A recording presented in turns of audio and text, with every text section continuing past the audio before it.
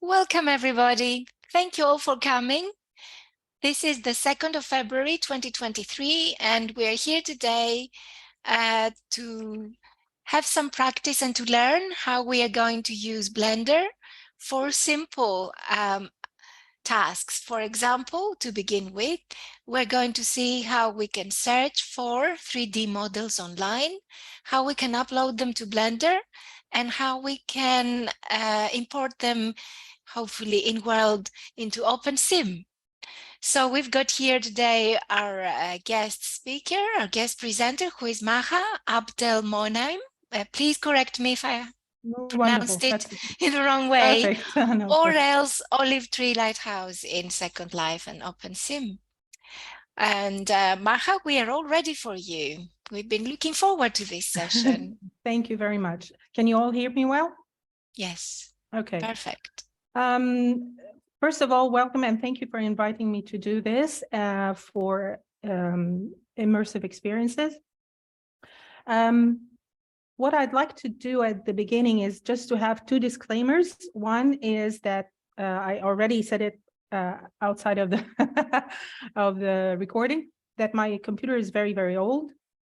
So I'm going to be sharing my screen. If it starts struggling at any point, Helena has offered, thankfully, and I'm grateful to her that she's going to do the sharing, and we can look at her screen instead. The second thing is that this is not, and I just wanted to make this very clear, that this is not a Blender class. So we're not going to learn a lot about Blender. We are learning how to use Blender as a tool, just to get our objects that we want to download and upload into OpenSim. So Blender basically is going to be the tool for us to prepare the objects that we download so that they are ready to upload into OpenSim. So one of the things that I asked in the preparation for the session is to download a model. It's a house called Farmhouse. Anyone hasn't been able to download Sorry, Maha, sorry for interrupting, but please don't forget to suggest the version we're using today. We had an interesting discussion, very useful in the beginning, which I would like to record. If you don't mind, thank you. No, not at all. So I mean, Blender has been around for a while, and the latest version is 3.4.1, has a high requirements because Blender originally is intended for professional use. That doesn't mean that we cannot learn it, and many hobbyists are learning, using it, and educators and so on. So what if our computers cannot handle the 3.4.1? We can go back to older versions, and there's I added a short video to show how you can. I mean, it's part of the on Canvas, part of the session description and information. How to find and install the right one for you. So if you have a computer that is a 32-bit system, which means that you have access to only 4 GB of RAM, and it's an old computer, of course, do not go beyond 2.79B. That's the best option, and it works really well. And you'll be able to do everything that you need, not just to upload, but actually to create if you want to learn Blender and use it to create your own objects. If you have a system that is 64-bit, 64-bit system with more than 4 GB of RAM, so 6, 8, and 16, and so on. But you don't have the latest requirements for the graphic cards and the CPU and so on. The best thing is to use either 2.8 or 2.9. However, The best thing is to actually try it. This is just an outline. 2.7.9b for 32-bit, 4 gigabytes. That's it. You cannot go any further. For anything more than that, but still older than the or cannot run the latest one, go for 2.8 or 2.9. Any of the versions of 2.8 or 2.9. That's it. I hope that would be helpful for people who have different types of computers. And of course, it runs also on Mac and on Linux. And I don't have Linux, and I've never used Linux before, but it doesn't seem to have specific requirements. So it seems that it will run on Linux, period. So, which is good news. And Maha, one more question from Georgia, which is in the chat. Okay. Can we use Blender on different platforms apart from OpenSim is the actual question. Well, Blender is just the program to create 3D objects, mesh. So whether what you create will work on other environments or not, it depends on the type of mesh that you create and the file that you export from Blender. Blender just creates the model, or in Blender you can create the model. Then you have to export it in the right format that goes onto the specific environment. Like, for example, yes, it works on OpenSim, which means that it can export to a format that works on Second Life as well. You can create things and export them in formats that will work on anything that is running on Unity, on games, anything. I mean, it doesn't matter as long as Blender can export, and we'll look at what it can export to. Does that answer the question? Thank you. I think you will be giving us information about this as we try to export. Okay. Yeah, thank you. Okay, so my question was, do you all have the model, the farmhouse? No? Yes? I do.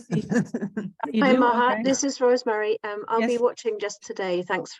Sorry It's about okay. that. No, no, not at all. Okay. No, I don't have the model. Oh, okay. It won't take long. So if you go to, I'll get you if you go to Turbo Squid, I'll give you the link in chat right now. I know Turbo Squid. No, I know. I mean, I'll give you the link to the Okay, Helena's. I've done Helena's. it. Okay, don't worry, Maha, I've done it. Oh, you've done. Okay. There's two So Maha, which one do we need? Do we need the OBJ or the FBX? good question. Okay, so the first thing is that when you download, it says it's usually a zip file. There are several formats. I don't know if anybody has had the chance to actually look around. Like I asked you to just explore some of the objects that you'd be interested in and see what kind of information that you can find there. So one of the things is the let me share my screen. That would be more useful. Okay, share screen. Okay, can you see it now? Yes. This is, okay, so this is the farmhouse. Once I selected it and I clicked on it, this is its page, and you get some information at the bottom. Every site, for example, free 3D, and what else we have? Sketchfab and Turbo Squid. Yeah. Oh, today it's actually switching from one to the other. That's right. That's extra. Excellent. Okay, so going back to the house, each of the sites will give you the information slightly differently, of course, and organized differently. But the most important parts is how many polygons are there. The polygons are, for our, just to simplify things, are the faces that will be that we can see on the mesh. So how many triangles or quads and so on. And the vertices are the dots or the points that are linking those faces. And we'll look at that in Blender in a sec. Another thing that is very important is whether it has textures or not, because you can download a model, but you have to texture it outside. And texturing something that you don't know how it was created is not easy. So it's better that the model has its own textures. So here it says that it has a texture, and also it says the sizes of the textures. So they're 1024, 1024 by 1024, or 512 by 512. While the materials and so on is not important, but it also says, which is it's very important also, is the file formats. Here, FBX and OBJ, both can be handled by Blender. So Blender can import and export these into something else. These are the things that are important, but also there will be other things that to look at later that can show us or can tell us whether it is something that we should be downloading or not, but I'll leave it till later, but if we still have time. But for now, these are the most important thing. When we look at the polygons, 2,324, and the vertices are 2,080.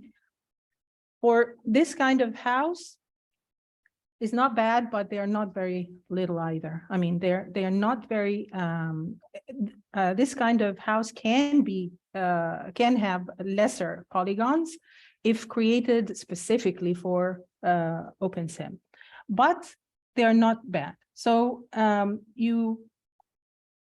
let me move this. You click on download, and okay, it's not doing it. Oh, it wants me, it logged me out. Okay, let me just log in again quickly.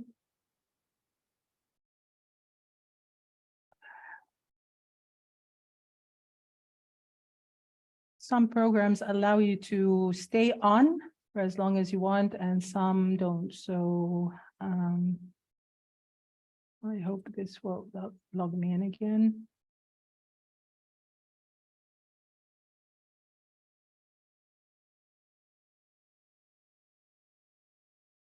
Okay, now I'm logged in, I think. Yep. Okay, so going back to the house, download, and it takes me to a page where it lists the things that I've selected, and it gives me these are the files that I need to or I can use to download. The zip file, any model that has a zip file to download is the easiest. There are some models that have a RAR extension or file format that will require WinRAR, and that's not free. So if you don't have it already on your computer, just go for the zip files if they are available with the model. Okay, so do I go for FBX or OBJ?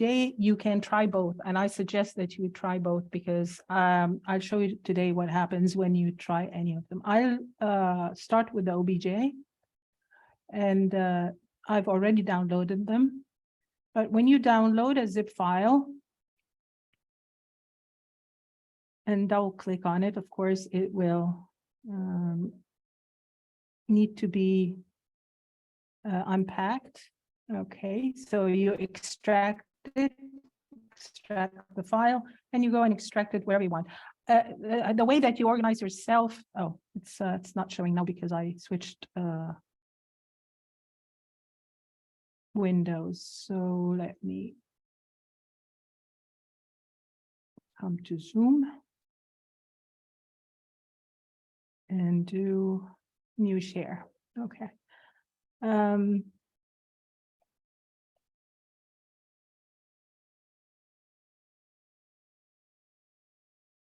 Okay, sure. Can you see it now? Yeah.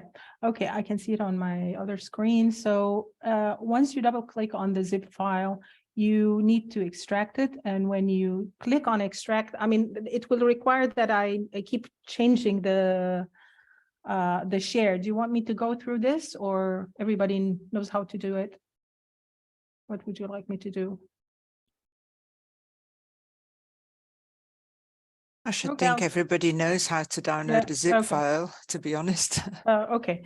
In any case, if you need help with that also, just let me know at the end and we can do that. But the way that you organize your folders is up to you, of course. So I created a folder called EVO, for example, and in that I put a folder for downloaded models.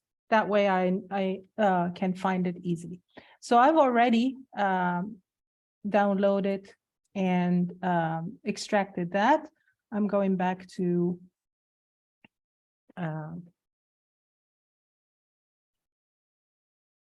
just 1 second. Hold on. Okay, so we decided to first download the OBJ. So now it's time to start Blender. So I'm going to start my Blender and then share it. Okay.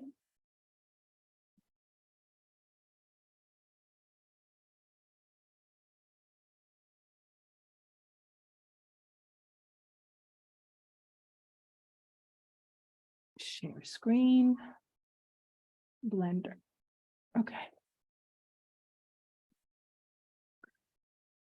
This is what you can see at the beginning here is a splash screen that usually is different for different versions. So don't worry about it. And it has some useful information, but in general, once you've gone through it, or you don't need it to do anything with it every time. So just click anywhere and it disappears. Also, when you open Blender, you can zoom in and out using your mouse wheel. If you just point at this box in the middle and then use your mouse forward, move it forward, you zoom in. If you roll it back, you move out. If for whatever reason this disappears from your screen or you did something and you cannot find it, just press Shift C and it's back. So I'll show you how to make it disappear first so that you can try that. Just zoom in first. Stop me if you need any help, please, because I can't see what you're doing. So zoom in, click until you can see that it's highlighted in orange. That means that it's selected. Also at the top right here, this is called an outliner. It shows what you have in this space. This big space is called the 3D viewport. This is where most of the operations are done. Creating, adding new objects, creating mesh and so on, whether you're in edit mode, any of the modes, you're painting, you're building the object, you're extracting it, everything happens in the viewport. So now that I'm zoomed in and it's highlighted, I can also make sure that it's selected by looking at the viewport. The viewport says I have a camera, a cube, and light. The cube is the one that is highlighted. Okay, so now I have the cube in focus. If you press Shift and press the middle mouse button or the wheel, hold them both and move sideways, you can see that it panes. You can move around the screen. So if the box disappears and you don't know how to get it back, you can press Shift and C. And it takes you to the middle of the screen again, to the center of the world or of this environment. Okay, so let's get this ready first to import our, okay, one more useful thing is to, when you're zooming, as I said, what you want to zoom on, you need to point at. So you point at it and then zoom. If I point at the camera, I zoom on the camera or zoom out of the camera. And similarly with the light. It's a good idea whenever you start Blender to remove everything that you don't need. So we don't need this cube, so highlight it and delete. You press delete or you press X. So I'm going to press delete and it's gone. If I press Control Z to bring it back, now it's back. Look at what happens if I press X. It gives me the option, do you want to delete? So I delete it. Okay, same thing with the rest. So I want to remove this camera. So I'm going to click on the camera. And when it's highlighted, oh, I pressed actually, now I clicked because they were too far and I couldn't see what I was clicking on. I clicked on the light. So this is the light. I'm going to just press delete and then the camera and delete. Now I don't have anything cluttering the scene. Okay, so let's import our model. We go to the top left under File. So click on File. Are you with me so far? Any questions? No. Okay. So under File, you have Import and Export. Of course, there are other things, but as I said, we are going to focus on what we need today. And on the way, we might, other things might come up and we'll talk about them as we go. So import.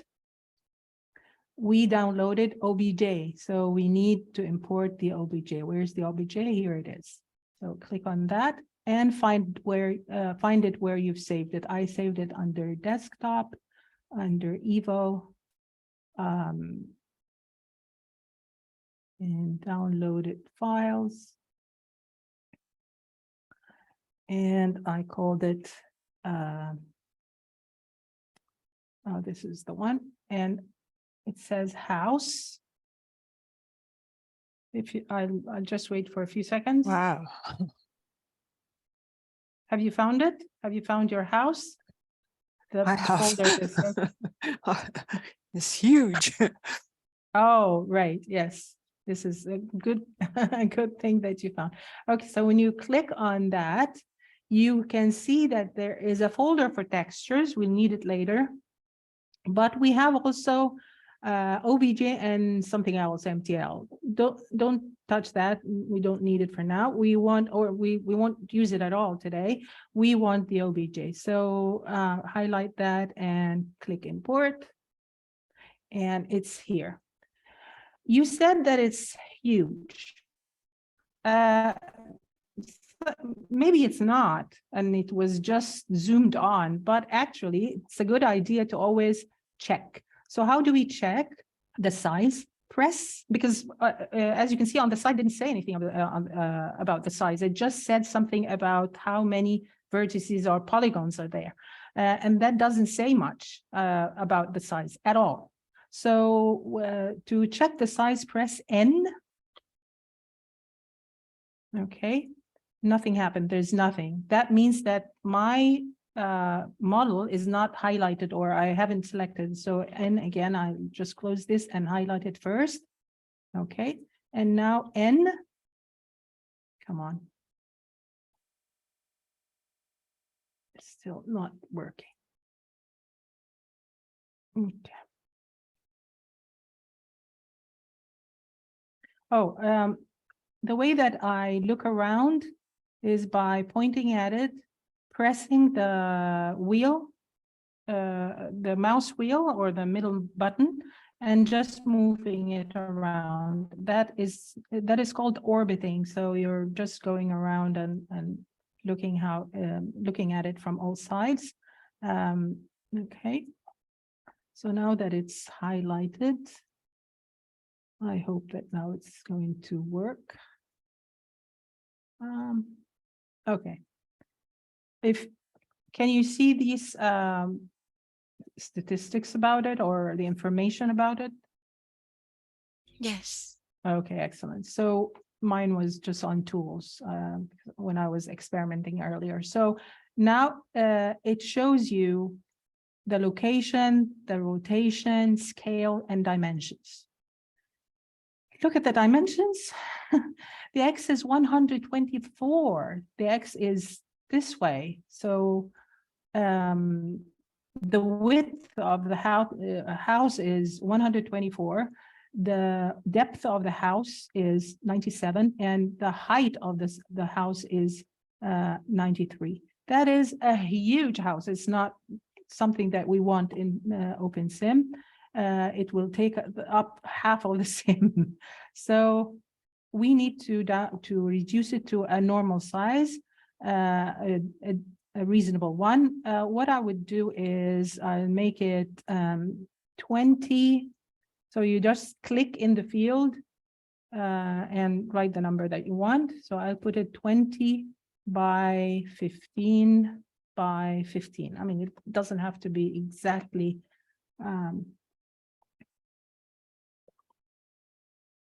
okay. And I zoom in, or I press. Do you all have anyone here doesn't have a numpad on the right side of their keyboard? I guess not. Okay. So on the numpad, press the period. And it brings it into Zoom. It brings it to you. May I interrupt here and point to a question that Junji had? Okay, please go ahead. And Rosemary, Junji is asking, how can I bring it back? How can I bring back the house to the normal look? And Rosemary is asking, how big is the area of a normal sim? Oh, excellent. Okay, the normal sim is what, 256 by 256 meters? I don't know how it is in Kitely. Is that the same?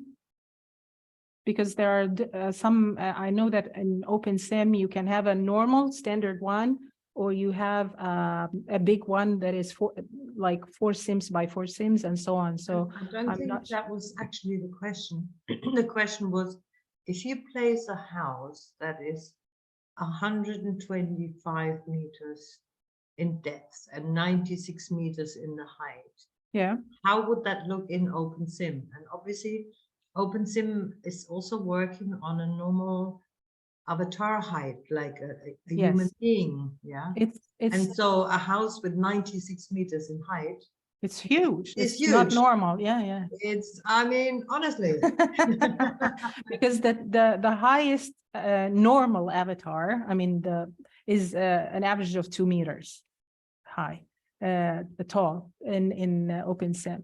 There are giants, but not a lot, and not many of them. So yeah, the original dimensions were too much, and I have no idea, of course, why the creator created it that way, because they don't create specifically for OpenSim. So for whatever reason, all we need to know is that if it's too big, the avatars are 2 meters high maximum, or maybe the male avatars will be slightly higher and I mean taller. And now with mesh avatars and so on, many people are trying to emulate reality, and you have avatars that are shorter, like for females are 165, 170 maximum, and so on. So And what was the sorry, other yes, question? how do we bring the house back to its normal size as the one we have uploaded, we have imported? First Tunji's of, made it a wire frame. He needs to change it back to normal. Yeah, okay, I just made it. at the Thank top. you. Yeah, that button. Yeah, at the top here, if you hover over them, it tells you what to do. So if you want to go back to the solid, this normal look is the solid look. So click on solid. Also, actually, there is one more thing that happens in the newer versions. On these, I'll just close this for a bit so that it's not cluttering things. These icons here, find this one that looks like a TV or something. This is the render. Click on it. And then on the side here, it says render engine. See what's happening? It says EV. We don't need EV. EV can create some problems for us when we don't need it. EV is a special rendering engine, and it's wonderful for other things, but not for what we're looking at now. So it's better to keep it at cycles. Also, the what you use for whether you're using your GPU or CPU, it's up to you. It depends on your computer. I can use my GPU, and it says supported. Okay, if you try GPU and it doesn't accept it, that means that your graphic cards cannot handle the cycles or Blender. So you can just use your CPU.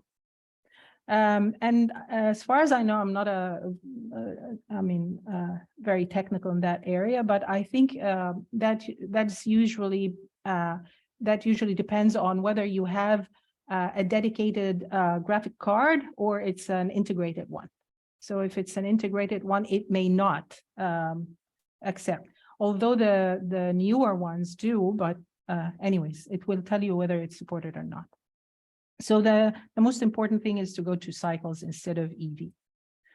Now, back to the size, because we haven't finished yet. When you do N, notice what happened here. I will do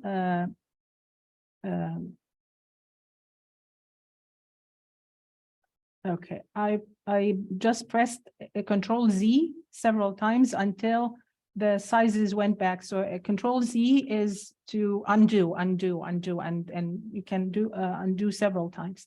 So I brought it back to the original size. This is one of the questions, but also remember that we haven't changed the original file. The original file is still on your computer.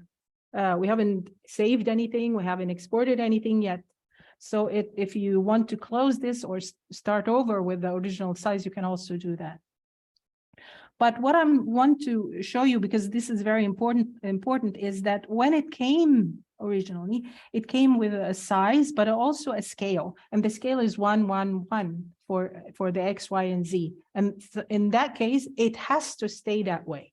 So when we start changing size and so on, in this mode, which is called object mode, here at the top left, it says object mode. There are so many, several modes that we use while creating objects, and we are not going to use any of them now. So we want to stay on the object mode. While on the object mode, when we resize or rotate, the system doesn't know. It will show you what you want, but it will not actually include that in the scale. So the scale it doesn't understand that you've changed the size, and that messes up a lot of things, including the texture. So one of what we need to do is, once we change this to 20, 15, 15, or whatever it is, I'll keep it at 15, 15. Okay. And oops. 15, not 108, 15. Okay, so now it looks normal and it's nice again, but it's smaller. Look at what happened to the scale. This can mess up the texturing, and we cannot texture it properly. So what we need to do is tell the system that these new sizes is the original scale, is 1, 1, 1, is scale 1. And to do that, there are several ways. Either you go to object, apply, and then you can apply either only the scale, and usually we just do, just in case, we do rotation and scale, and click on it. And look what happened. It went to 1, 1, 1 again. If you, when we're working with Blender, especially if you start learning Blender and you want to be able to create your own thing, most creators don't use menus that much. They get used to using shortcuts. So for shortcut to do this application, you do Control A, and it takes you right to the apply, and you do the rotation and scale apply. Okay, so either through a menu from object apply or Control A, and you open the apply. Okay, so now we have it ready. Mine hasn't changed. Haven't changed. No. Okay. Sorry, I can't find that transform button. Where I can find that? Up to resize or to change the scale? I don't have that window. So how can I bring up that transform window? Oh, this one. Press N. Press N? N for no, or N for, yeah, for nice. I have it. Thank you. You're welcome. Okay.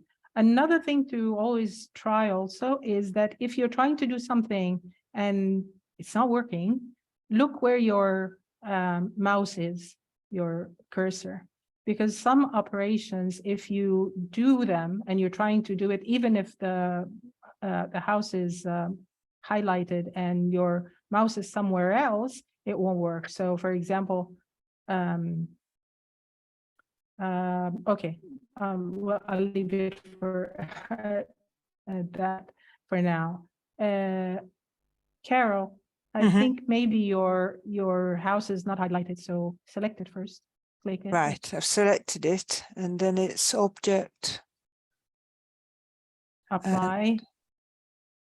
Apply, and then it's Rotation and scale. rotation and scale. Aha, and it's changed. Thank you.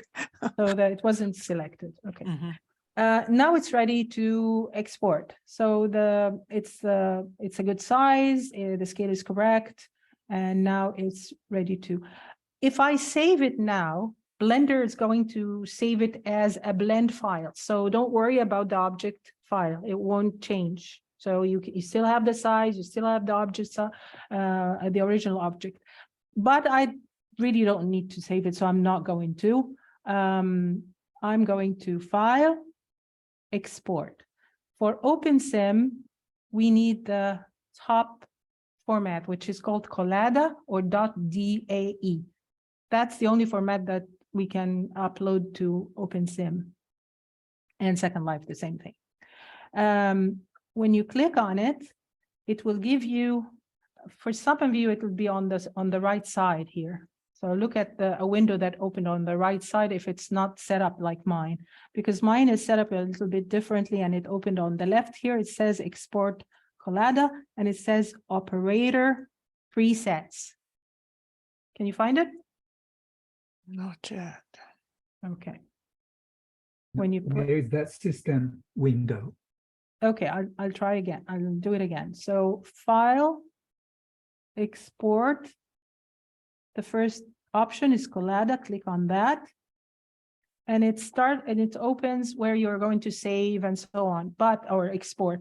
But first, there's a window that usually starts, or for some people will open on the right side, or here on the left side.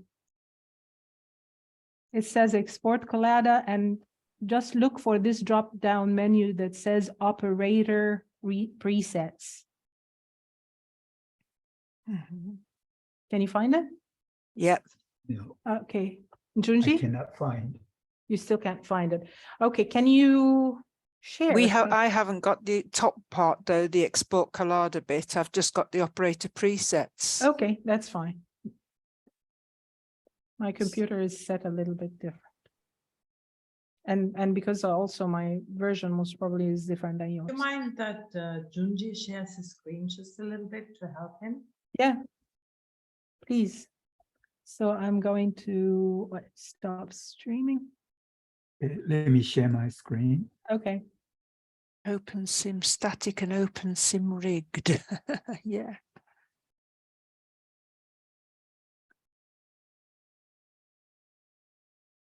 Yeah, operator presets are on the right there, Junji. On the right. On the right. On the top Okay. right. Top On the right. On the Oh, right. On the top right of the screen. Yeah, Down a right bit. under that. Under, There. yes. Operator. Up. Oh, this There. one? Yeah, this one, yes. You select the top, sorry, the bottom one. It says SL, which is Second Life, and Oh, I OpenSim see. static. Okay. So, Static. yeah, because static means that it's not going to be animated. It's not an avatar. It's not a toy. It's not an animal that is going to be moving around. It's just a house. So it's static. So static is going to be most of the objects like houses, furniture, even, I don't know, jewelry and so on. Thank you. Okay, you're most welcome. Okay, so I'm going to go back and share. Blender.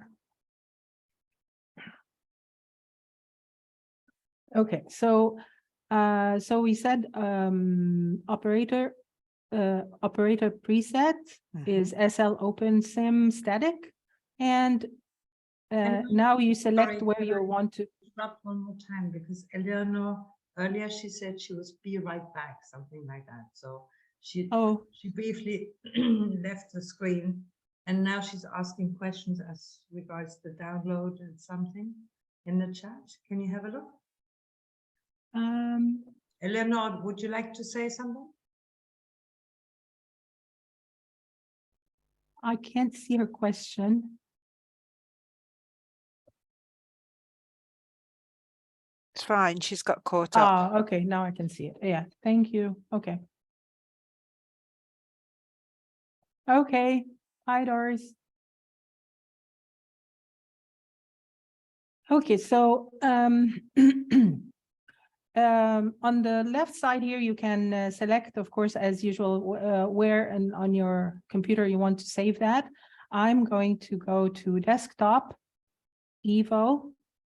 And if this is where I always want to save, I can go to favorites and press the plus button, and it will add it for you. So it's always there. You don't have to keep searching for it every time. So I have EVO already here saved, and I'm going to put it under whatever, models for uploading, and I'll call it something. So I'm going to call it farmhouse. And for this exercise, or for the practice, I'll say farmhouse OBJ Naked.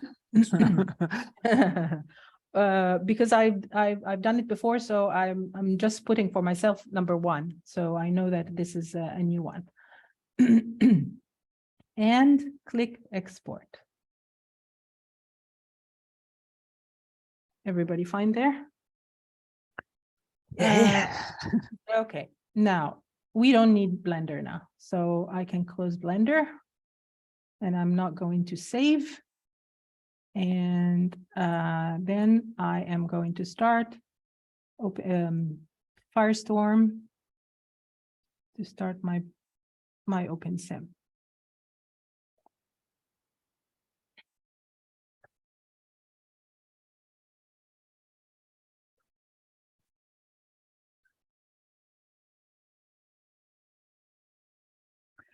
If we don't have, if you don't have time to try the second one which is FBX, I mean the operation is exactly the same.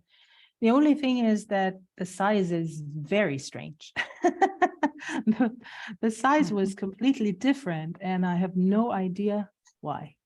What was the intention of the creator to save them in so different of sizes? I mean, the OBJ is 100 times bigger Oh, than the other one. The other one is as small as a toy house or a doll house. I'm sorry, it's taking a little bit of time. If okay, almost there. As you can see, we didn't know, in any case, we didn't do anything with the textures yet. The textures don't, at least for this session, we won't learn anything about how to use them in Blender, because that's another operation that needs a lot of, some learning, at least in of Blender. So here, okay, let me share.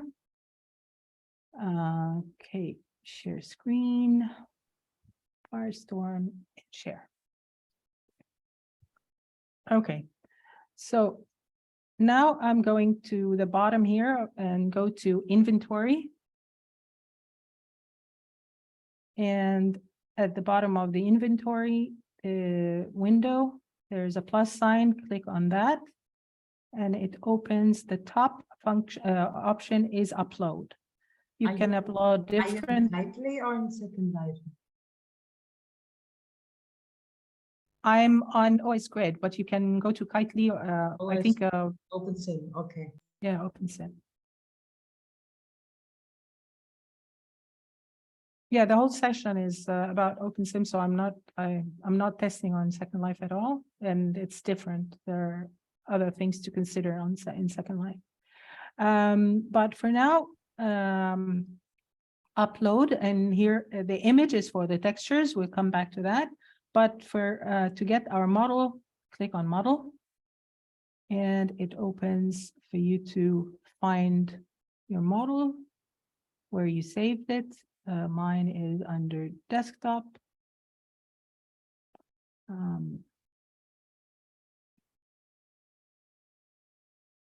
Models for upload, and here is my farmhouse OBJ1 that I saved or exported. And click open. Okay, what's this? This is called the uploader. What we need to look at is this part, first of all. The high, this is called the level of details, LOD for short. Level of details, and it says it is about how the house or the object will look like from different distances.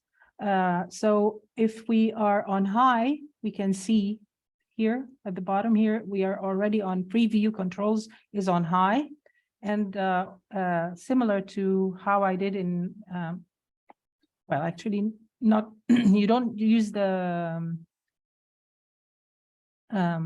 the mouse wheel, just left click on the house and move the mouse, and it zooms in and out. And also you can use move the mouse sideways and it turns around so that you can inspect it and see how it will look like in world. Okay, that is on high. So high is actually using up all the vertices or all the polygons that were already in the model. But if I don't want it to be that visible from a distance, to simulate reality, so it becomes a little bit distorted or whatever, we change the medium, low, and lowest. It's a good practice because, for example, especially when you have something small, like let's say you have a chair sitting in a balcony. Why do I have to see that from the end of the chair very clearly, standing at the end of the sim? There's no need for that.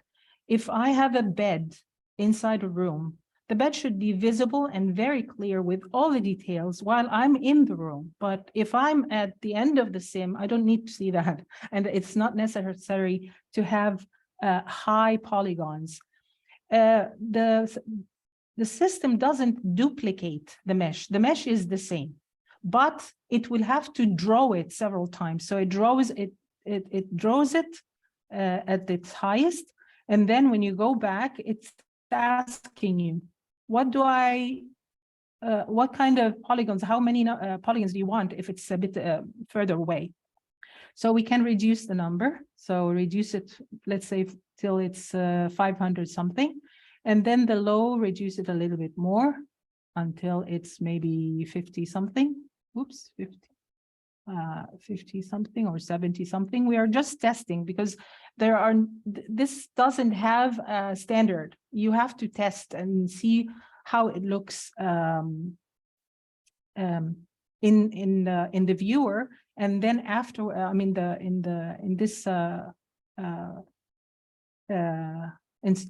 uploader, and then after that when you place it on the ground. Most of the creators, and it's a good practice, if something this big and you don't need it to be seen from very, very far, just put the lowest as 0 or close to 0. So I'm just going to put it as 0. And the system lately, I noticed that automatically it just jumps to about 13 or something like that, or 20 something. It doesn't keep it at 0. And then I can, now that I've reduced the polygons, I can test them. So I go to high and to the preview controls and change it to medium, and look what happened to your house. Some details have vanished. If you don't like that, go back to medium here at the top and increase it and see what you like. Okay. I'm going to increase mine a little bit more and leave it at that. The low, then again, I go to here and check the low. Low is completely messed up. I may be happy with that it's far enough and I don't need to see it more than that. I just need to know that there is something, or maybe I want to increase it. So if I want to increase it again, I go to the low and increase it a little bit so that it looks a little bit like house from afar, but it doesn't have a lot of details. So I'm going to leave it at that. Okay, I'm happy with this. Once you're happy with how it seems to look at different level of details, you come to this calculate weight and fee. There's no fee for to upload an OpenSim, but in Second Life there is, and it will tell you how much you need to pay in OpenSim. Sorry, in Second Life, not OpenSim. In OpenSim, there are no fees as far as I know in most of the grids. So calculate and weight and fee. The weights are how heavy it is or how costly it's going to be for the server to work, to render it for you, to send it to you, for the connection and for your computer.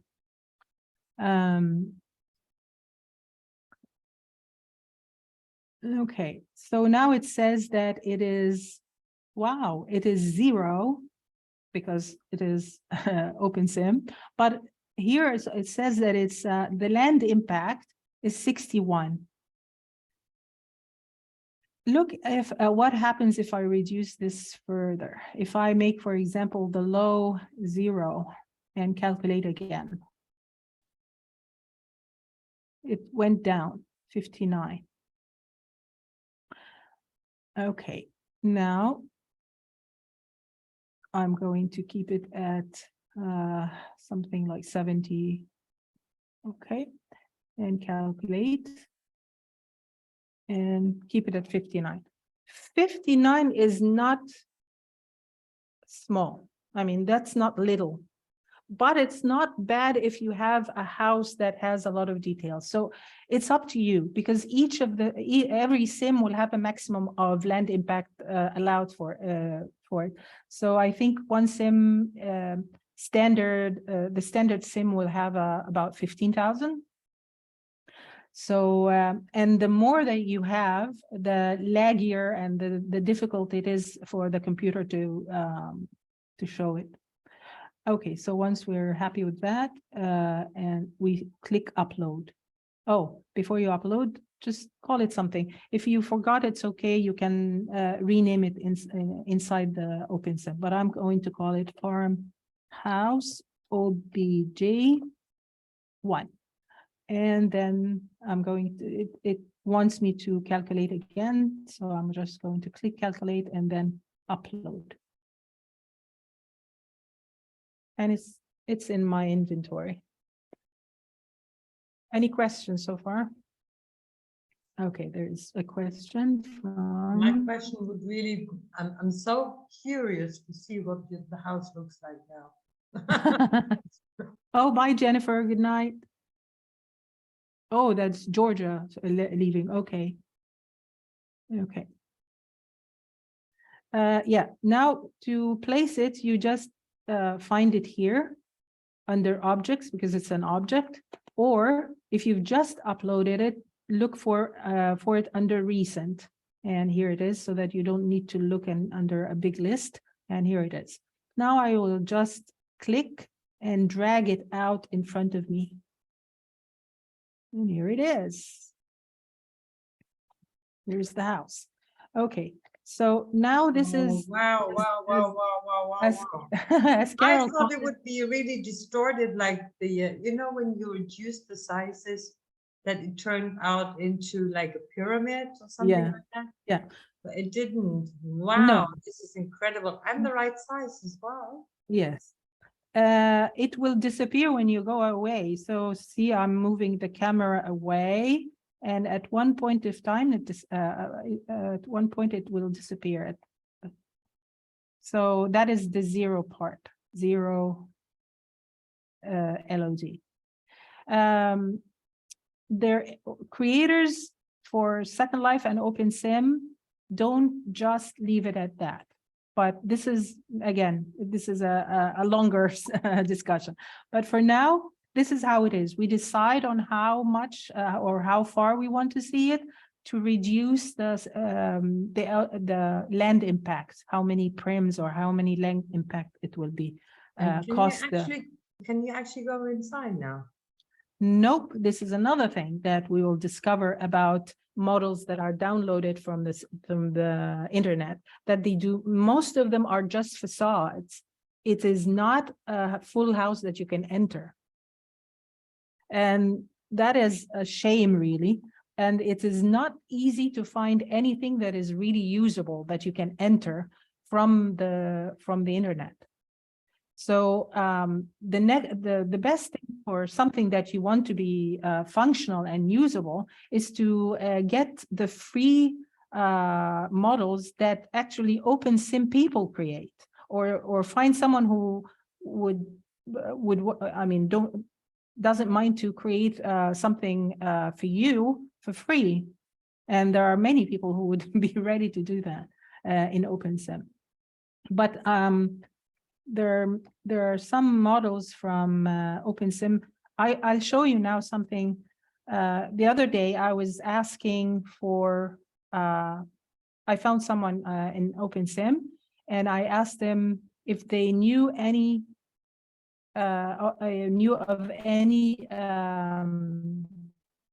lighthouse, nice looking lighthouse in OpenSim for free. He gave me a box. I think it has maybe 30 lighthouses. And I haven't had the chance, of course, to try them all, but one of them you can enter and you can go up the stairs and you can stand in the balcony of it and everything. So anyways, but for models that you don't need to use and you don't need to have an interior for, this is more than enough. And of course, there are other things that you will not need an interior for. Like, for example, if you need furniture, there's no interior. You have chairs, sofas, and so on. If you want avatars or toys or animals, plants, all that will not, the only problem is our buildings like this that have no interiors. Another thing that may behave on Kitely differently than here is whether you can actually go up the stairs or not. On OS Grid, I can go up the stairs. I can walk up the stairs. Okay, so it's solid. It has physics. The other day when we tried it on Kitely, or Helena tried it, it was phantom, meaning that she could go through it. And of course, that meant that she couldn't go up the stairs because she would actually just go through the stairs. I don't know how it's behaving now for you, if you've already anyone read it on Kitely? Carol? Junji? Anybody? I haven't. I don't have Not an on open the sim. sandbox yet. No, nobody on the sandbox. We're Oh, right, here at the okay. moment, but Junji is here, Rosemary and Eleanor. Okay. Yes. Would you like to try it first, or shall I continue? Are you going to texture it next? Yes. Yeah. Should they be in the sandbox? We are on a sandbox actually at the moment, Junji. Yes. I wish I You could can join you. you can build here. You can take out the house from your inventory if you've uploaded it. Would you like to share your screen and see and help you with that? And Helena, maybe you might want to put the address, the slurl, the Kitely version of a slurl, in the chat, Sure. just in case anybody was having trouble finding the sandbox. Sure, yes. I didn't even realize there was a sandbox. So I didn't even try to get in. Here you are. You can use on the teleporter, you can use this destination, Immersive Metaverse.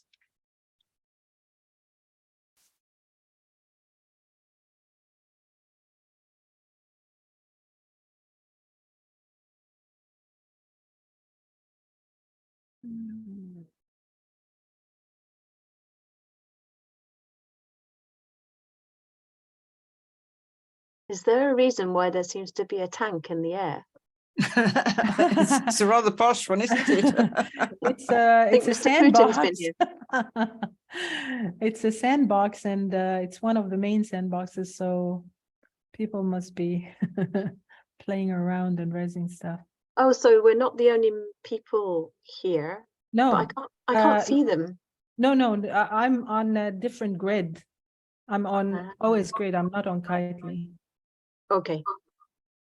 Right, am I in the sandbox now? Can anybody see me? Let me give you a teleport. I think I am. Not sure. Yeah, I am. Yes, you are. Yes. I can Okay, see you so now. now I can upload my house. Woohoo.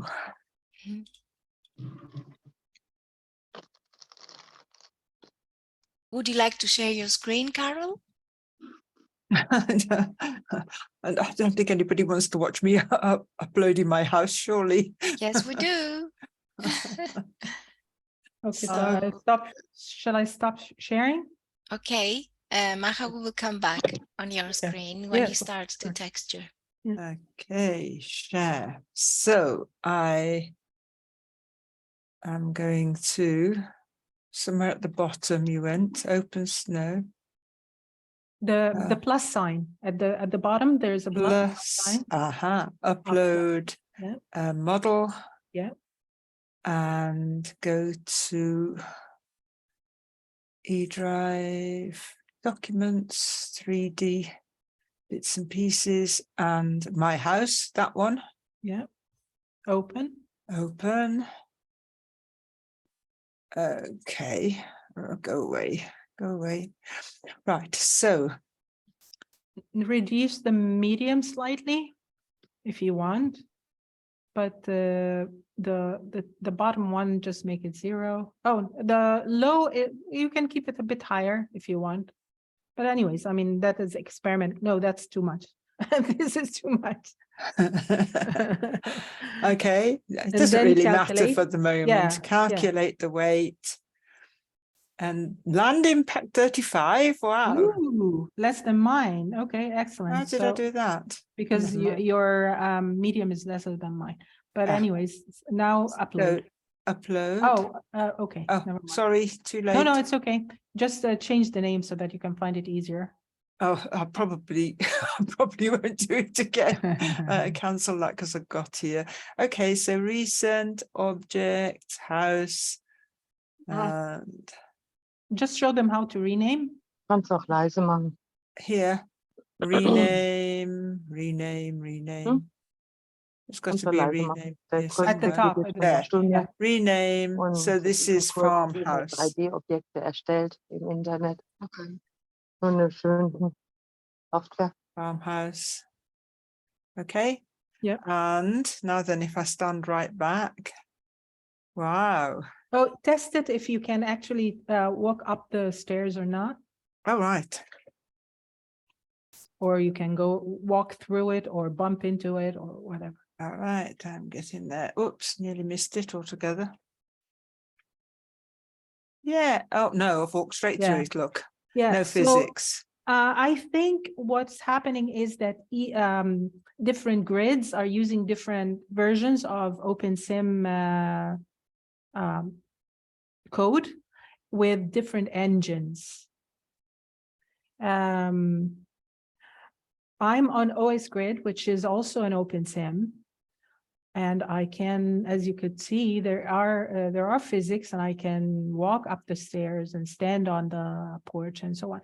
Or so there is a way of fixing this, at least until you learn more about Blender and how to create physics for it.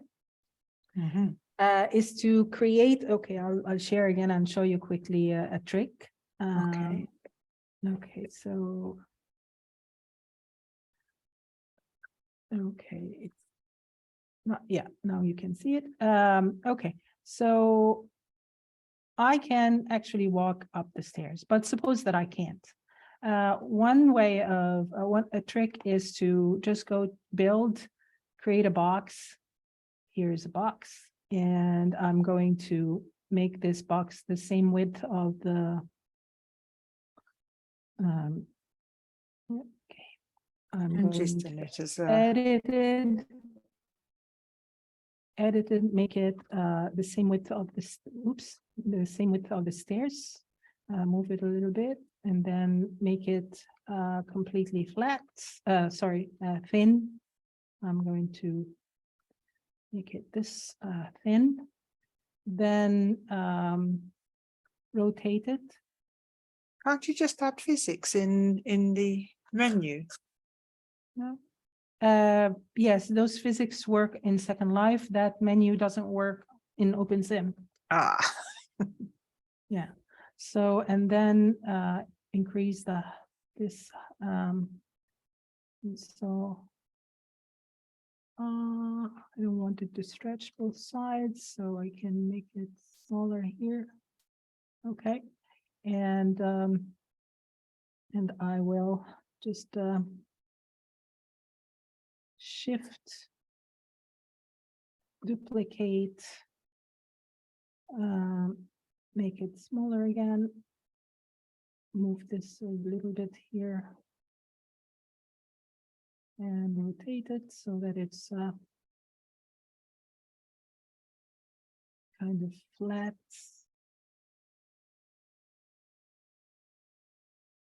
Okay, and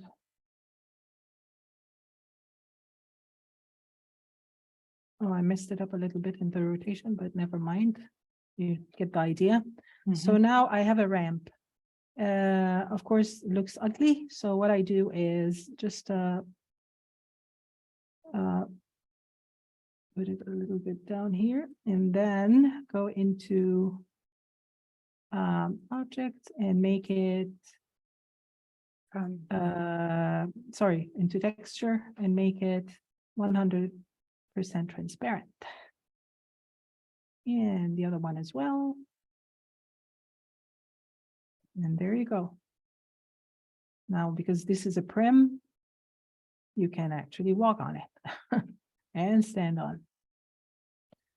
So if you want to try on yours later or now, if you want.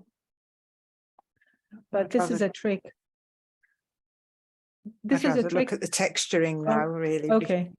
Okay, so this is a trick anyways to create physics for some builds. Even Second Life, some builders do that and they create prims for them. It adds to the LI, of course, of the build itself, but it depends. It depends on what kind of build and why they decided to do that. Because there is a way of creating good low poly physics in Blender but it's for Second Life. It's not for here. So that's the problem. Anyway, so how do we texture it? As Carol said, it looks naked. So how do we give it the colors and the textures? Now it's time to upload the texture. So we go again in the start from the beginning. Here we go to the bottom here, inventory, open it, go to inventory, and at the bottom, click the plus sign, upload. This time it's image. And because I had it open before, but you look for the same file where you had the OBJ file and you have okay, I'll show you how I can find it from the beginning. Desktop, EVO, where I saved the downloaded files. And I go to the house, and it has the textures.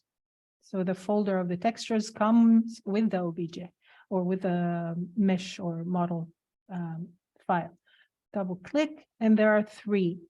I can click, select one and say open, and it will come into OpenSim, but then I'll have to repeat it twice. Instead of that, if you find that you have to or you need to upload several textures, you can just go to the same thing, the plus sign, upload, and then bulk instead of the image.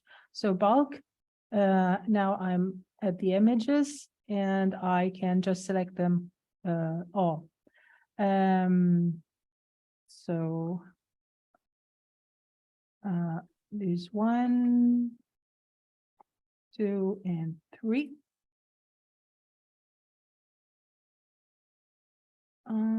The primitive, the prim is the basic building blocks. It's each individual building block in OpenSim or Second Life or anywhere. Yes. Sorry, somebody just asked a question. Oh, Yeah, thanks, okay. thanks, Carol. Yeah. And the land impact now shows, or it replaced how many prims is a build used to. I mean, let me go back to the Second Life, OpenSim, I mean, first. I'll close this. If you right click on the building and click edit, now you're editing the building. You can actually make it smaller or bigger. But before we change anything about the size, look at this part here. It says 1 object, which is a house, 1 object selected, land impact 1. So the land impact is only 1 for this whole building.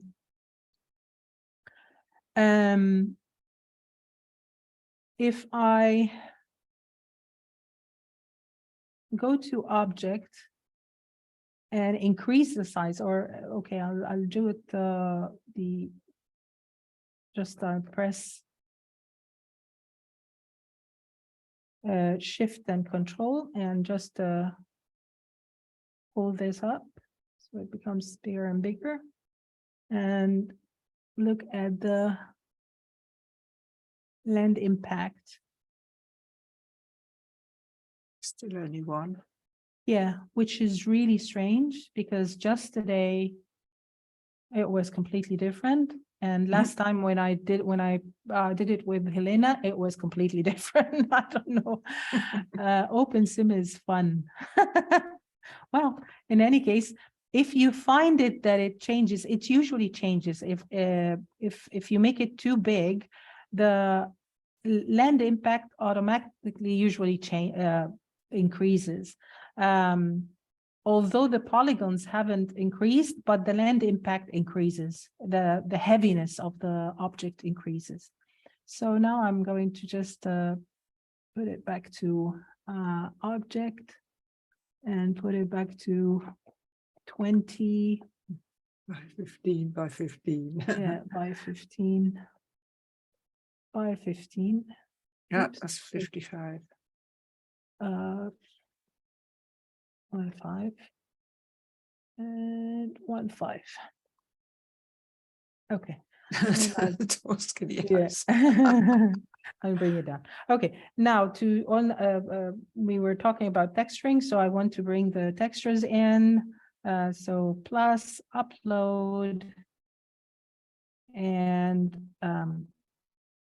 bulk, and then go to the textures and select them one by one.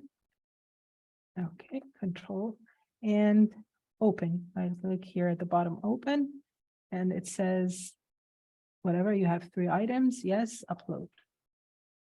And I get them in the recent. First of all, they will go, of course, under textures. Where is the textures? Under the folder of textures. But if I don't know what they are called and so on, it's easier to find them under recent because I haven't yet, I mean, I'm still in the same session. I didn't log out or anything, so they are still there. One is called the roof, one is called the house side, and one is farmhouse. That means that this house is actually divided into different faces, and we don't know which faces, but there is a way of finding out or getting them, you know, like finding which texture goes where. The names will help. So in edit, okay, right click and edit. Go to here in this radio button, select face, because I need to know which face will get which texture. And as you can see, all the faces are selected. Let me go closer to them first and then edit. See all the faces. Okay,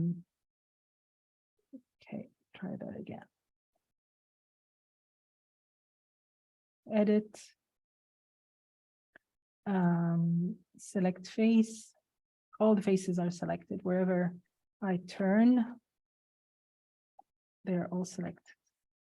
So one is called roof, so that's helpful. So I'll click on the roof. And that's why it's important to click select faces. So I'll click on the roof. And as you can see, it left some parts unselected. So now the parts that are selected are the roof and the tops of this shade thing. And what I do is I just drag this a bit closer, go to the roof texture, go to the texture tab on here in the edit menu and drag the roof texture in here in this box that says texture. And as you can see, the roof is textured. Now it looks nice and tiled, right? Now the next one is called house sides. So I'm going to click on the sides or any of the walls here, side. Okay. So now again, it left the roof and now the sides are selected and not the bottom and not the stairs. So again, I'm going to just bring this a bit closer and then go to the house size texture and drag it in here and drop it. So to drag it, of course, it's just click, hold, drag it, and let go. And again, if you go closer here, the wooden sides and the wooden houses, and also the windows got textured, and the door.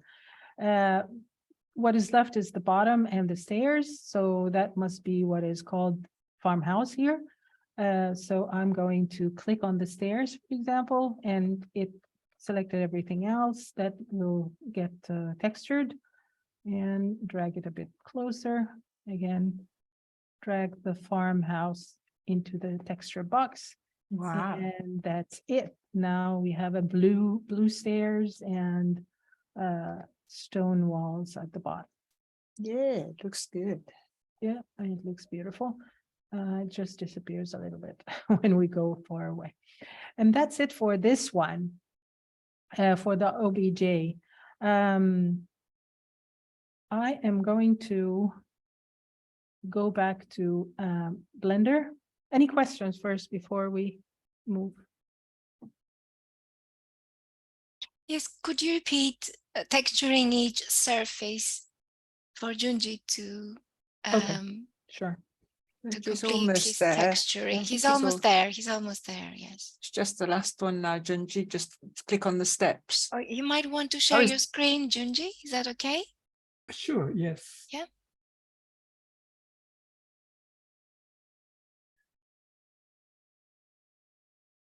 Yeah, just click on the steps and then choose the farmhouse one. Sorry, my menu is all in Japanese. Yes. So I'm trying to put the texture over Okay. the walls. I can see and, that you sell it at the bottom. The walls are fine. No, So that should be house side D, the top one of the three. Okay. yes. Now you need to select the steps. Yes. Or the bottom of the house, just the bottom of the house. No, the further. Yes, this part. And now, And then farmhouse D. Is it? Yeah, farmhouse yeah. D. Yeah, That's Oh, it. that's I it. see. Okay. Then Done. this is it.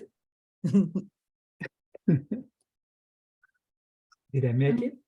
Yeah. Yes, That looks perfect. perfect. Yeah, does. Okay, thank you so much. with the I mean, it looks like it has Curtains. curtains and everything. Yeah, It does.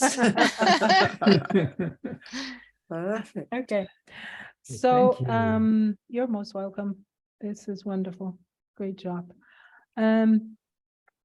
Okay. The next thing is to show you how, I don't know, okay, I'll share my screen first. I'm going to close, let me delete. To delete the house is just right click and on it and then select delete. But before you delete, you don't have a copy of it textured. If yeah. you want to keep a copy textured, then you right click and select take copy. Mhm. So on the textured house, right click. Okay, I'm not sharing, right? I keep forgetting that I'm not sharing. Okay, share screen. Where is first one? Okay. Okay, so I want to save this textured one because if I deleted, then in my inventory, I have only the naked one or the one untextured one and the textures. So I have to do it again. But if I want to be able to just drag it and use it and with textures and everything, so I can right click and take copy. Okay. And it goes into my inventory in under objects. So now I have the same house twice.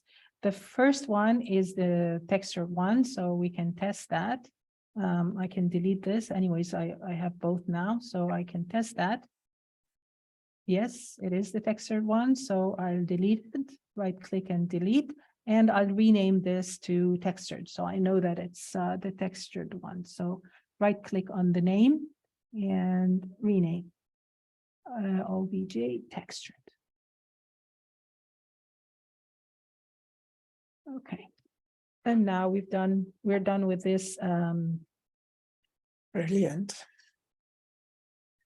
Now, if we have a mesh that is very, very heavy, and we cannot just reduce the size and it's fine. I mean, it's the right size, but it's very heavy. I'm going to close, first of all, OpenSim. and go back to Blender. Okay, Blender, and share my screen. Okay, share screen, Blender. Right. Okay.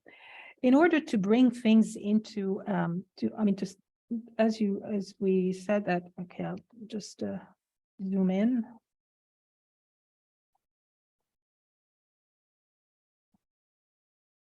It's misbehaving. Oh, here it is. Okay. So I'm going to just delete this again, delete the lights and delete the camera. And I want to bring in something else.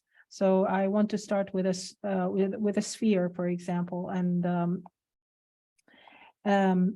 the way to bring in new mesh or new prims to work on, it's Shift A, and then go to the top mesh, and then you can see what things that you can bring in. You can bring a plane, which is just the sheet. You can bring a cube again, or a circle, or a UV sphere. So I'll try the UV sphere, for example. Here it is. And at the bottom here, it says, it gives me a menu to change how many segments.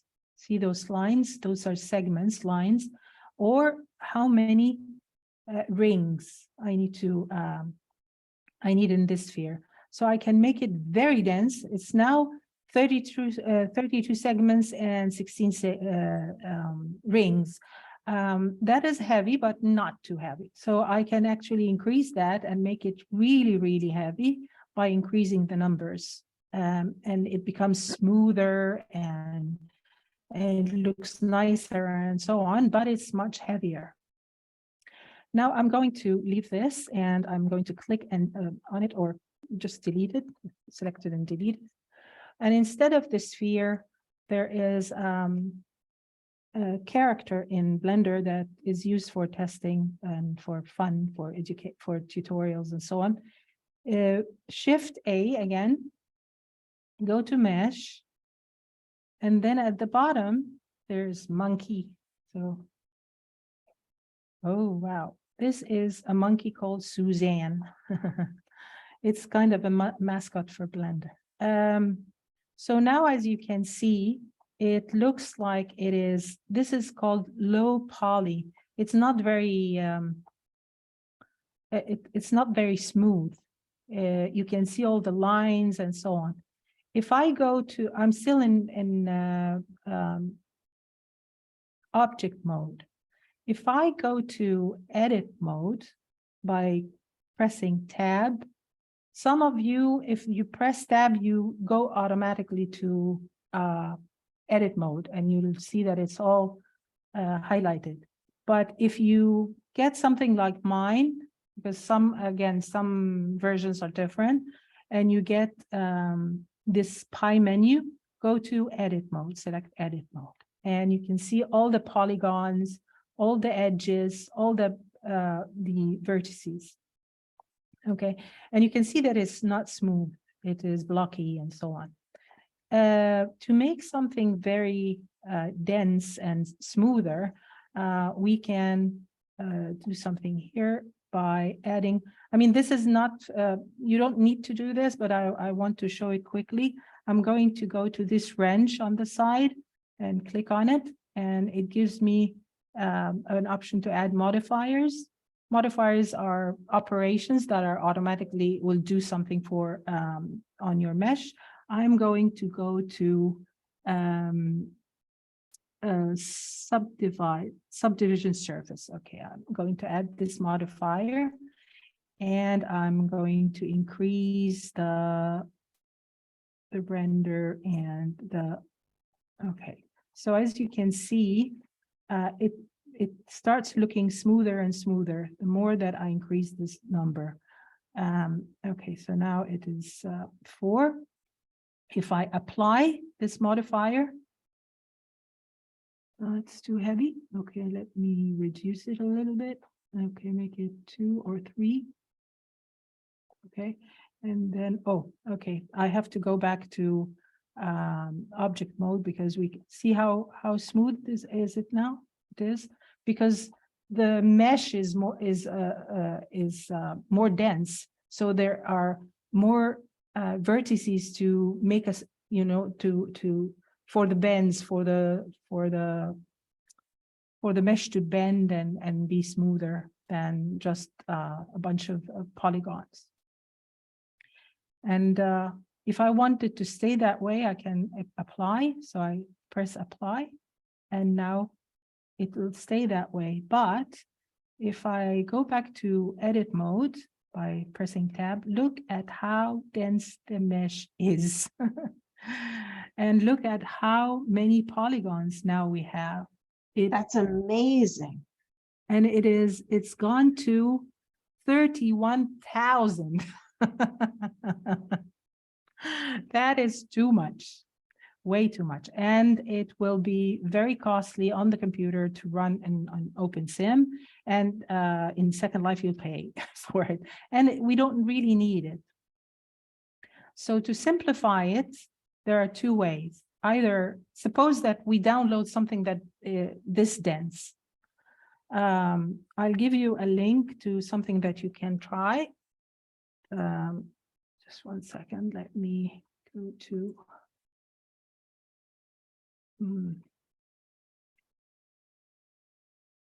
Okay, where is it? Where is it?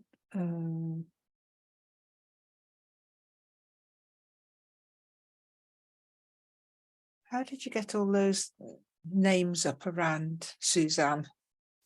All the menus, can't find them. Which menus? All the titles that came round the middle of the model. Let me see. I cannot see what you're. I think you press tab.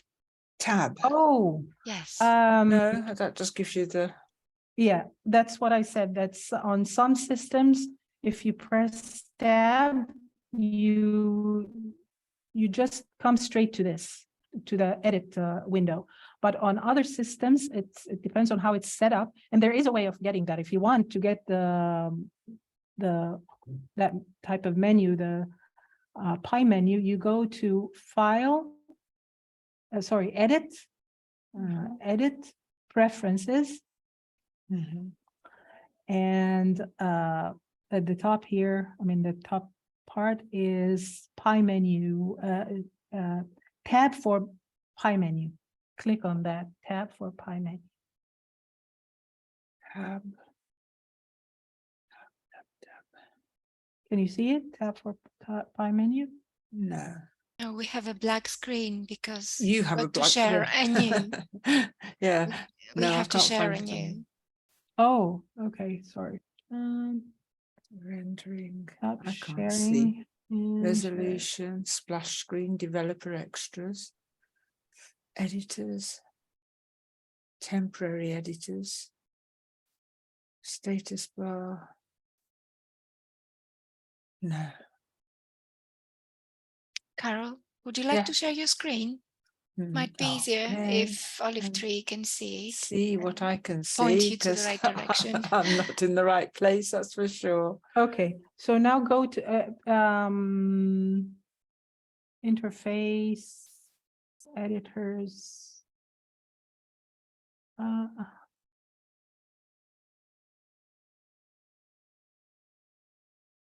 Don't worry at all.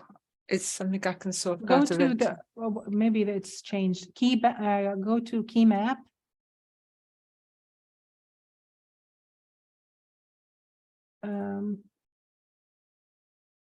Last play, activate two. Pie menu on drag. Is No, that it? tab. No, the Tab tab for pie menu. Yeah. Thank you. Oh, so they've changed it from 2.8 to the latest one. Okay.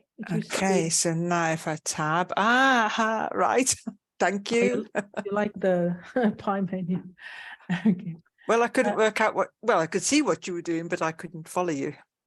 Oh, right. Well, you don't need it. I mean, you can just use the tab to go to edit, but now with the pie menu, you can select which mode that you want to go to anyways.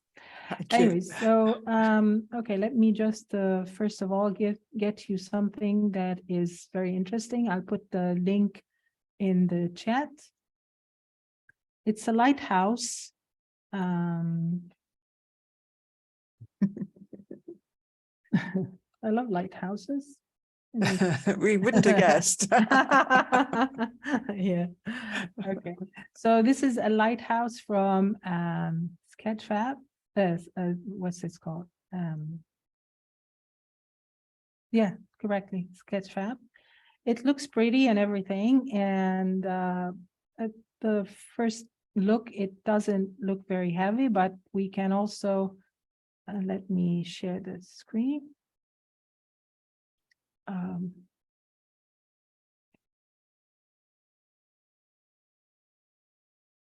Okay. Yeah. Okay. So if you go down and start checking, it is 10,000 triangles. That's a lot for a build like this, especially that usually there isn't anything inside. Most of the triangles are actually taken up by details like the stairs, the winding stairs, and maybe a little bit of the details at the top. And that's a lot. You don't really need that much. So if you download this, we will need to simplify it by using decimate or unsubdivide, depending on the model. I've already downloaded it, so I'm going to share new and go to Blender, share. If you start downloading it while I'm explaining, that will be useful for you as well. I'll show you on Suzanne first, how do we decimate, and then you can try that on the lighthouse. So I just experimented and made Suzanne very dense, and she's now 31,000 vertices. That's way too much. So we go back to the wrench here to the modifiers, click on that and add modifier again, and then go to decimate. Here it is, decimate.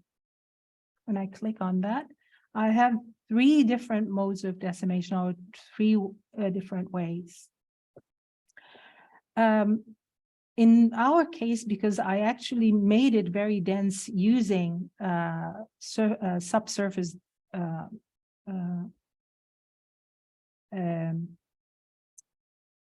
subdivide, I can unsubdivide. So I can go to this mode, but it works on downloaded versions as well, or models as well, if they are in quads. The way that you decide whether it's quads or not, look at this. They're all polygons that are have 4 points or 4 edges. So, but that doesn't mean that they have to be exact squares. So if I just click on one vertex and move it a little bit and distort it, and I'll click on this also and distort it a little bit. Okay, all these are distorted. They don't look like like squares anymore, but they're still quads, because they still have that shape, that polygon still has 4 vertices surrounding it, or and 4 edges to it. I'm going to do Control Z to go back to how it was. Okay, so quads are useful because it is easier to remove some of them. So for example, if I say that, well, I know that I don't need all this, so I'm going to select some of them manually. And some of the edges manually. We're not going to do that now because again, that's very in-depth or more in-depth Blender learning. But what I'm saying is that when you find models that are actually created in quads, it's easier for someone to help you modify it. If it's all triangles, it's very difficult. Triangles are acceptable for OpenSim upload. OpenSim likes triangles, but they are very difficult to modify or edit in Blender because you don't have straight lines like this to actually remove or add to or pull and push. Now, going back to how to simplify it. So now I'm going to select everything, select the whole thing by clicking A or pressing A. It select everything, and if I want to deselect everything in edit mode, you press Alt A. Okay, so A to select everything, Alt A to deselect everything. So now I'm going to select everything, and I'm going to apply the subdivide mode, and it's asking me how much do I want to reduce it. So I can start slowly and okay, and see what happens. Okay. We can't see anything happening. That is because while the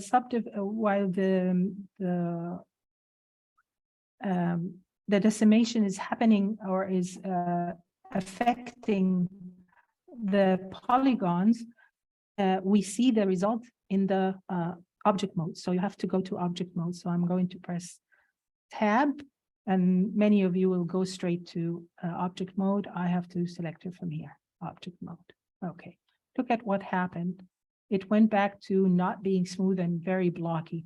So I can reduce this effect by going back. So it was originally at 0 effect, the decimation. So it was nice and smooth. Now I'm going to decimate it until I'm satisfied that it's okay this way. I don't want it to be any smoother than this. So, well, let's see how it affected the count at the bottom. It went down from 31,000 to 2,000. Look at the difference. Yeah, so say that I'm fine with 2,000. They're acceptable to me. I do apply, I click apply. And once it's applied, now I have this fixed and I can look at it. It's still clean. It's still quads. I can still select all these edges separately. I can pull and push and change or modify whatever I want, or anybody else who knows how to use Blender can help you with it.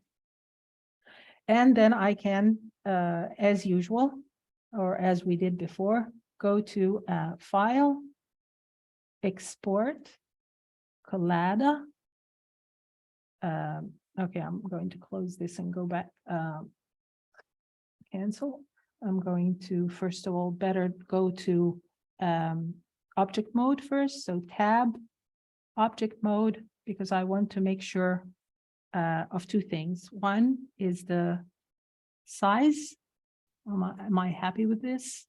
Okay, and the scale that is stayed as 1. I haven't done anything to the size in object mode, so the scale is still there. Still 1. Now I can either save it if I want as a Blender file, so to come back to it, or if I'm not worried, I'm not bothered, it's okay, but I want it as a Collada to upload it. So I go back to File, Export, and okay, selected, File, Export, Collada. And then from the operator presets, either here on or at the top here to most of you, I'd select again SL OpenSim static and name it something. So I'm going to go to EVO and I'm just going to call it Suzanne. Suzanne decim, so to know that this is the decimated Suzanne, and export. That's it. It's exported. Now, if I close this, I'm not going to save it, so discard. And if I go back to OpenSim,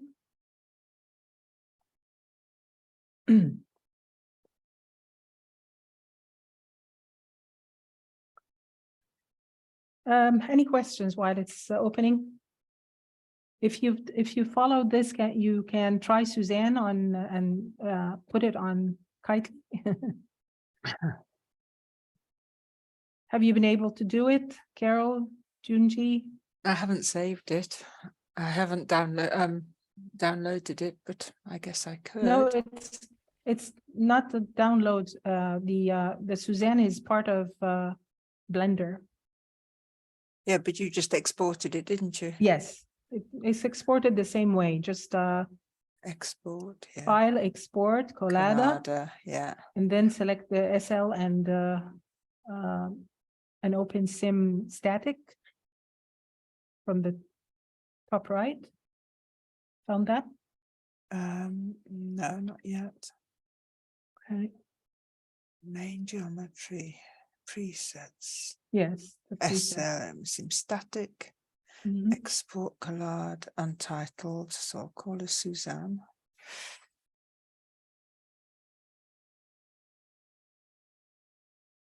Export collada. Okay.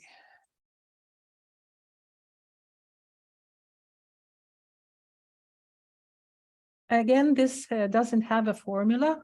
It is how you want your model to look like. If you decimate too much, it's not just that it might look different than what you're looking for, or it's not nice or whatever. It actually can destroy the rest of the mesh. So it can change it completely. It can create, in some cases, it can even create some holes in the mesh, and that's a problem. So you have to figure out the limit of your decimation, looking at the model in Blender. Okay, so now back to screen sharing Firestorm, and I'm going to check how Suzanne looks like in world. So in inventory plus upload model, and then I go to desktop, EVO, and here's my Suzanne. Open. Again, here we say we will look at this. It is 1,312, 432. Well, and the top is 3,900. I am going to calculate first and see how bad it is, or whether it's good enough this way. If it's good enough, I'm not going to simplify it any further. Okay, it's 5. A little bit too much. So for one head to be 5 prims. So I'm going to reduce slightly the low and lowest and try again, calculate.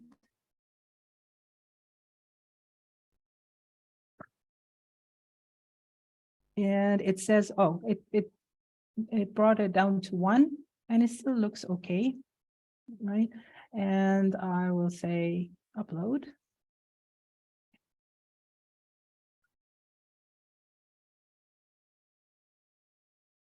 Okay, now it's in my inventory. I go to recent objects, and here's Suzanne. I'll just drop it on the ground. And here it is, our Suzanne. But of course, I didn't create a texture for it, so I can color it for now.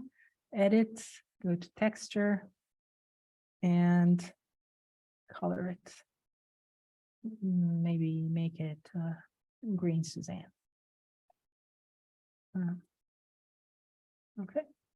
I'm going to throw a question out there, but if it's too complicated, you don't have to answer it. But I Go ahead. wonder, is it how hard is it to create more than one face in Blender so that then when you take it in world, you could color or texture the different faces differently?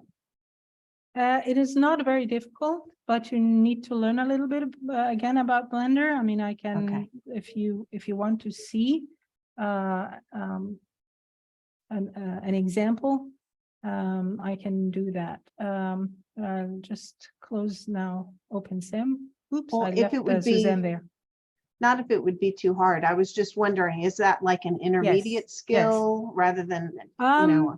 No, it's actually it can be considered a beginner skill. I mean, you can learn it the first class or the second, maximum third lesson that you take, because you get to know about how to select the different parts of the mesh, like how to select parts of the mesh, a collection of geometry or polygons, and name them something different, or put a different material on them. Second Life and OpenSim allow up to 8 faces per model. There is a way to trick them into taking much more, but I'm really not an expert on that. I've never really tried it.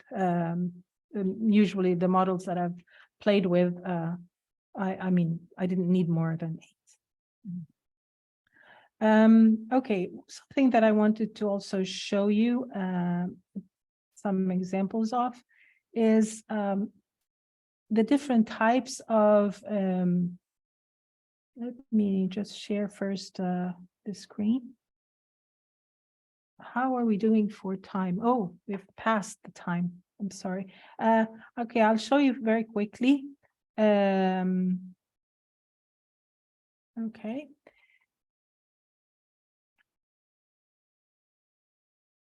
Okay, this is an example of something that is low poly, and it's also in general quad, apart from the last bit at the top of the eye here that is made of triangles.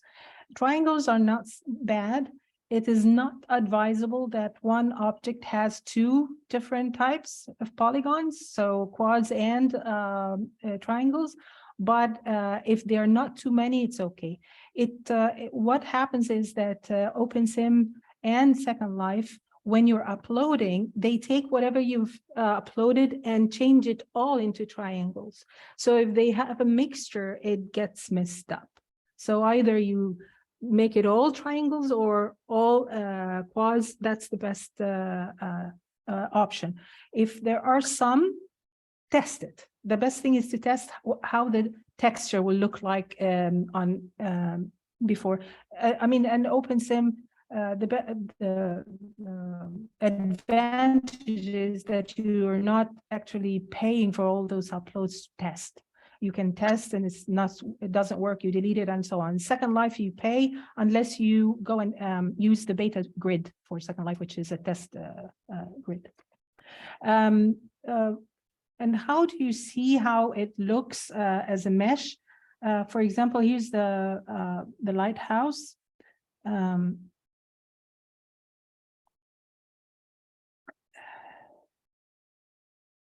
Go to the model inspector. On Sketchfab is not as easy as the others, as TurboSquid and Free3D, but it's still okay. So if I go to model inspector here, open it, and then try to go to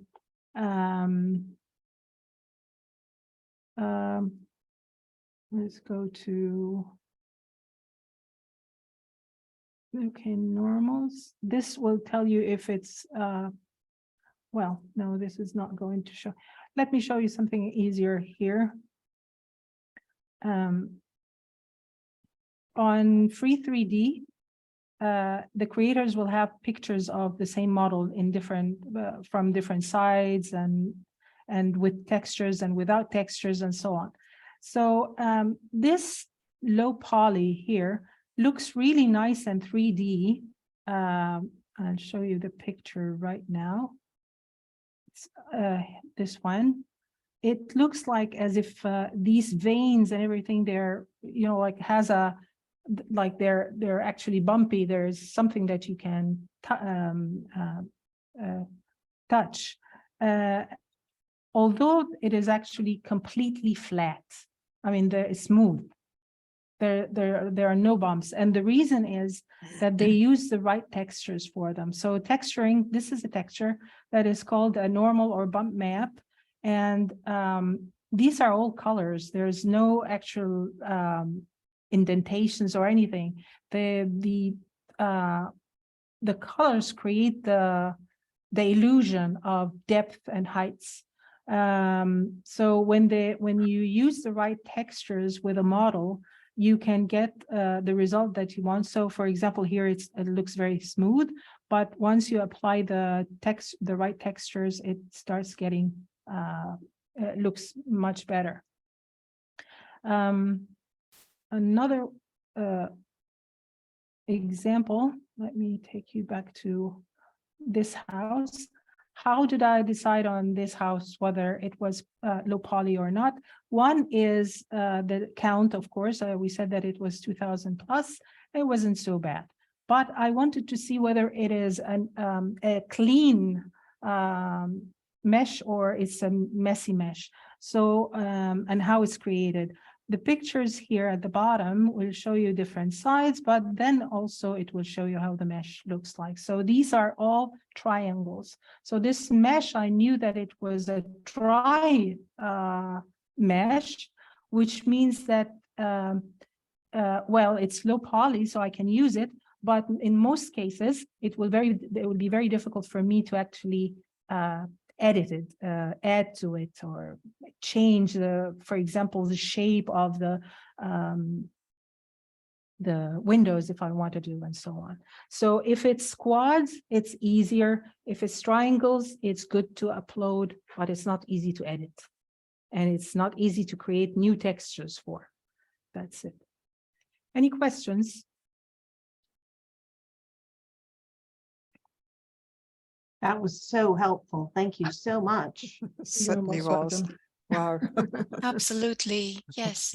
I think because a lot of us educators cannot find the material we need in the marketplace, we will definitely resort to 3D models online. I mean, it's time consuming to build, so this is absolutely useful. Thank you very much, Maha. You're most welcome. I hope we were able to cover everything that you needed. You certainly have more than enough. It's been a full session. Thank you. One final piece of information. There are courses. The thing is that there are so many tutorials online. I mean, there are multitude of them. The only problem is that they do not teach how to create mesh that is suitable for OpenSim or Second Life. The majority use or create mesh that is heavier or not as clean because they use it for other purposes, either for simulations or for movies or for animations and so on. Although animations require also cleaner, but for scenes like creating a scene that is going to be you can see on the screen in as a video, for example, to create videos. Mm-hmm. If you want to learn how to create something that is really usable in OpenSim or Second Life, there are several courses. One of them in OpenSim, but I'm not really sure if the classes are still running or not. And I can't remember the sim name, the grid name. But in Second Life, there is Builders Brewery. They have free classes. Blender Benders have free classes. Happy Hippo have free classes. And finally, there is something called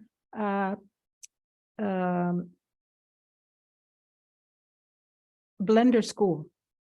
Mm-hmm. And it's created and run by creators from Second Life, and they run a number of classes, not only one, different levels, and you don't even need to log into Second Life because it's all on Discord. and they share their screens and they have their own videos and so on. All free. Could you provide some links with all these points? Maybe perhaps a brief guide with shortcuts that you mentioned today. I mean, it's impossible to remember every single shortcut on the keyboard, but maybe the most basic ones.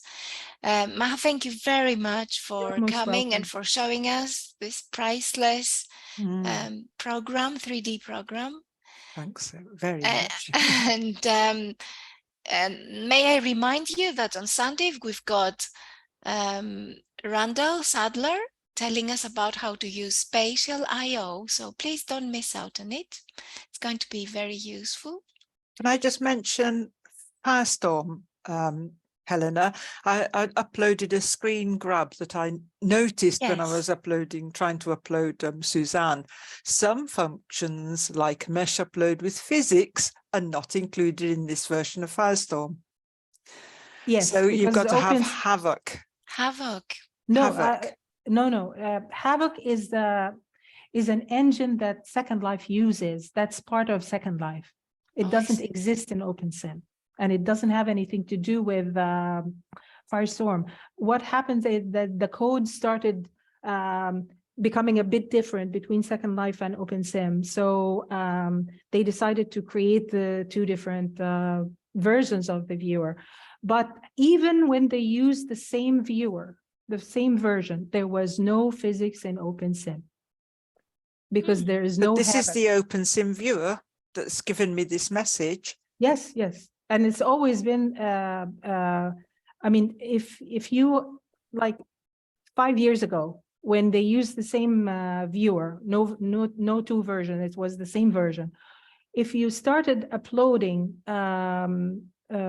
any models or mesh models to OpenSim, it will tell you the same thing, that there is no physics.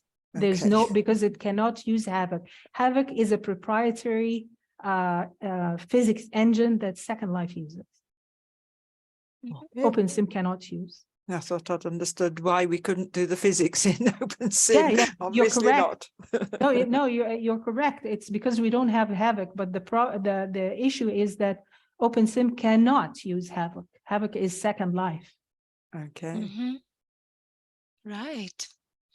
Okay. We keep learning. And I'm going to stop the recording now. Thanks ever so much.